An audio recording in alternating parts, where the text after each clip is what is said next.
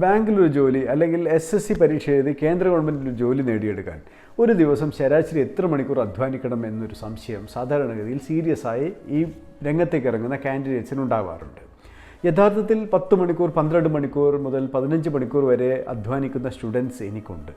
എന്നാലും തുടക്കക്കാരോട് എനിക്ക് പറയാനുള്ളത്, quality of the hours spend is more important than quantity of hours. എപ്പോഴും നിങ്ങൾ എത്ര സമയം ചെലവഴിക്കുന്നു എന്നുള്ളതിനേക്കാൾ കൂടുതൽ എത്ര മനോഹരമായി എത്ര കാര്യക്ഷമമായി ഉപയോഗിക്കുന്ന സമയം അവിടെ ഉണ്ട് എന്നുള്ളതാണ് പ്രധാനപ്പെട്ടത്.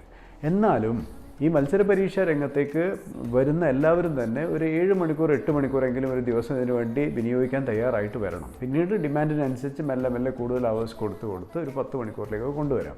അത് 10 മണിക്കൂറായി എന്നുള്ളതൊന്നും സീരിയസ് ആയി വർക്ക് ചെയ്യുന്നൊരു കാൻഡിഡേറ്റ് അറിയുക പോലും ഇല്ല, നല്ലൊരു വിന്നിങ് സ്ട്രാറ്റജിയിലാണ് വർക്ക് ചെയ്യുന്നതെങ്കിൽ. അപ്പോൾ എന്നാൽ പിന്നെ തീരുമാനിച്ചെങ്കിൽ ഇങ്ങ് പോര്. We are ready to help you. Okay.